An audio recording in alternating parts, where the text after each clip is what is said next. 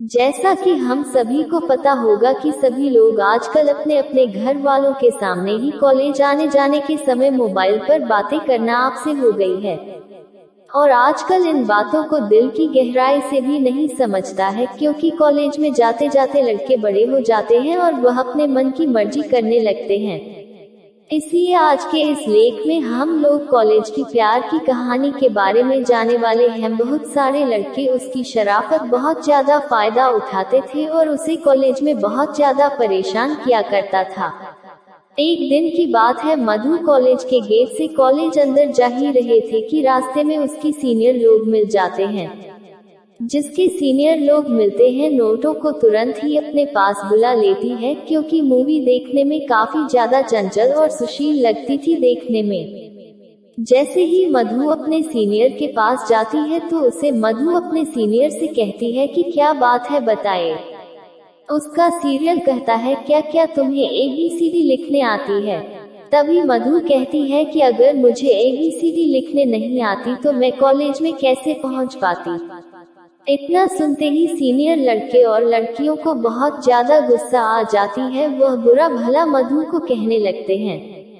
तभी मधु के क्लास का और उसी की समस्या का है एक लड़का मधु पर नजर पड़ती है, जिसे वह लड़का देखता है कि जिसका नाम रमेश था। रमेश ने देखा कि उसकी क्लासमेट मधु को सीनियर लोग मिलकर उसे छेड़छाड़ तथा उसकी रैगिंग कर रहे हैं। यह देखकर रमेश को रहा नहीं है, वह सीनियर के पास जाता है और कहता है कि यह जो आप लोग कर रहे हैं वह बहुत गलत बात है। किसी भी लड़की को इस तरह परेशान करना बिल्कुल भी अच्छी बात नहीं है। उसके बाद सीनियर लड़के तथा रमेश में काफी ज्यादा जमा हो जाता है और आखिरकार रमेश मधु को अपने साथ लेकर कॉलेज में अंदर जाना जाता है कि आज करने के लिए। जैसे ही मौजूदा था रमेश क्लास करके बाहर निकलते हैं। रमेश से मधु कहती है कि कॉलेज में जो लड़की मुझे परेशान कर रहे थे, मुझे उससे बचाने के लिए आपका शुक्रिया। तभी रमेश कहता है कि ऐसी कोई बात नहीं है, तुम्हें मुझे शुक्रिया करने की कोई जरूरत नहीं है, क्योंकि तुम मेरी क्लासमेट हो और तुम्हारी सुरक्षा और रक्षा करना मेरा फर्ज होता है। इन सभी बातों को सुनकर मधु को रमेश पर काफी ज्यादा प्यार है, दया आने लगती है। अब कॉलेज मधु और रमेश दोनों साथ साथ जाते थे, साथ ही कमी से आते वक्त भी दोनों एक साथ आते थे। रमेश को पता था कि कॉलेज में बहुत सारे लड़के होते हैं एंजॉय जूनियर लोकेशन लड़कियों की रैगिंग करते हैं। अब तो रमेश मधु को कहता है कि तुम अगर पहले आ जाओगी कॉलेज तो तुम कॉलेज अंदर मत जाना, मेरा इंतजार करना बाहर ही है।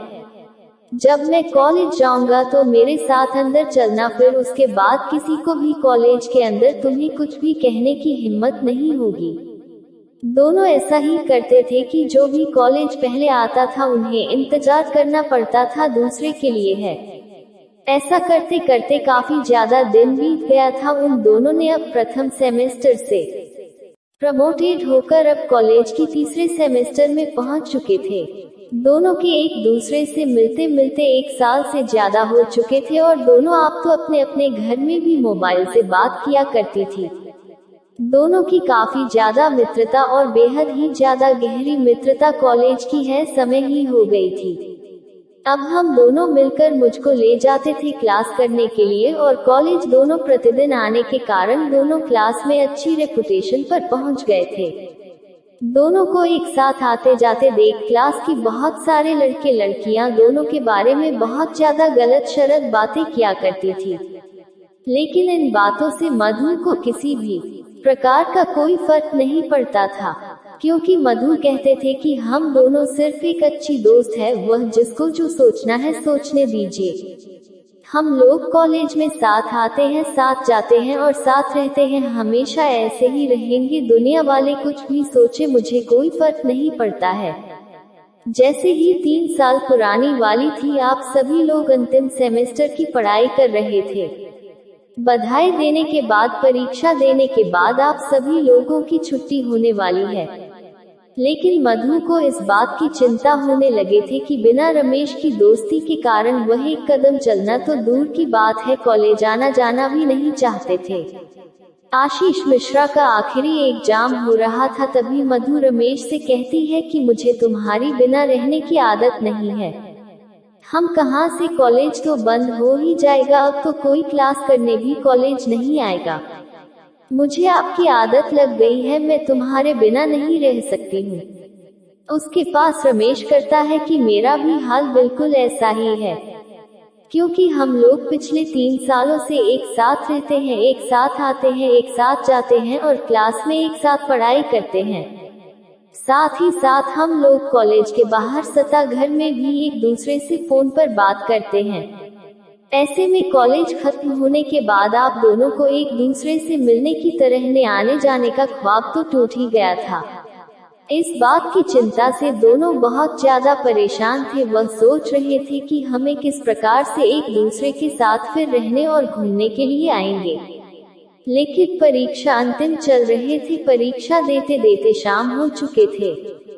मधु और राकेश में शाम के समय जाते वक्त कोई ज्यादा खास बातचीत नहीं हो पाई थी, क्योंकि है मधु कॉलेज लेने के लिए उसके पापा आ गए हुए थे और जैसे ही वह गोरे से पैसा लेकर निकले, अपने पापा के साथ मोटरसाइकिल पर बैठकर अपना घर चले गए थे।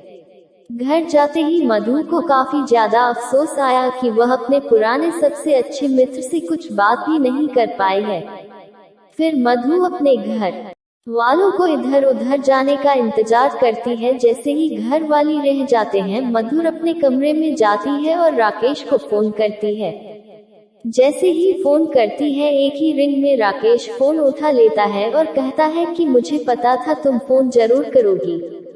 उसके बाद में तो कहती है कि मुझे माफ कर दीजिए, मैं कॉलेज में आपसे ज्यादा बात नहीं कर पाई थी, क्योंकि मेरे पापा आ गए थे मुझे लेने के लिए और बोल रहे थे जल्दी घर चलो, मुझे बहुत सारा काम है। उसके बाद में तो कहती है कि मुझे आपके बिना बिल्कुल भी मन नहीं लग रहा है। उसके बाद राकेश भी कहता है कि मुझे भी, और मेरे दिल से हार भी कुछ ऐसा ही है। तभी मधु कहती है कि लगता है हम दोनों को प्यार हो गया है और अब हम लोग एक दूसरे के बिना नहीं रह सकते हैं। जैसे जैसे समय बीत रहा था, वसीम उसे दोनों की दूरियां, दोनों की मजबूरियां बन गई थी, क्योंकि दोनों बिना कॉलेज के अब एक दूसरे से मिल भी नहीं पा रहे थे। अब तो दोनों की व्हाट्सएप कॉलिंग तथा ऑडियो कॉलिंग पर ही ज्यादा बातचीत होती रही थी। एक समय ऐसा है, आपके दोनों 24 घंटा बात किया करते थे, क्योंकि उसके बिना एक मिनट भी दोनों में से किसी का भी मन नहीं लगता था। उसके बाद एक दिन मरोगे दी है कि क्या हम लोग इसी तरह फोन पर ही बातें करते रहेंगे सभी दिन। अभी मधु कहती है कि मेरे घर वाले मेरे शादी के लिए लड़की देख रहे हैं। आगे मधु कहती है कि कुछ भी हो जाए, मैं किसी और से शादी बिल्कुल भी नहीं करूंगी, मुझे तो तुम भूल जाना पसंद हो, मैं जब भी शादी करूंगी तुमसे ही करूंगी। एक दिन मधु के माता पिता मधु को अपने पास बुलाती है और कहती है कि देखो बेटा, मैंने तुम्हारे लिए एक लड़का पसंद किया है। यह फाइल में उसकी फोटो है, तुम देखकर बताओ क्या तुम्हारे लिए सही रहेगा। यह सुनते ही मधु को काफी ज्यादा गुस्सा आ जाता है। वह कहती है कि मेरे लिए लड़का है या किसी प्रकार का हुआ ढूंढने का कोई जरूरत नहीं है, क्योंकि मैं जब भी शादी करूंगी अपनी पसंद के लड़के से शादी करूंगी, और अपने पसंद के लड़के को मैं बहुत पहले ही पसंद कर चुकी है। मैं उसके बिना एक मिनट क्या एक सेकंड भी नहीं रख सकती हूँ। इससे मैं किसी और से शादी करने के बारे में सोच भी नहीं सकती। फिर मुझे भी माता पिता मरो से रमेश की पूरी जानकारी लेते हैं और फिर उसका घर खानदान दाता रमेश को देखने के लिए उसके घर जाते हैं। दोनों परिवारों में काफी देर तक बातचीत होती है और अंत में दोनों को का प्यार जीत जाता है। यह दोनों के घर वाले दोनों की शादी के लिए राजी हो जाते हैं। हाँ, उसे दोनों मधुर और राकेश बिल्कुल खुशी खुशी अपना जीवन व्यतीत कर रहे थे। उम्मीद है कि हमारी तरफ से जारी किया गया यह कहानी आप सभी लोगों को काफी ज्यादा पसंद आया होगा। यदि हमारी तरफ से जारी किया गया यह कहानी आपको पसंद आता है तो कृपया करके इसे अपने कॉलेज दोस्तों के साथ जरूर शेयर करें और हमारे चैनल को सब्सक्राइब करना ना भूलें।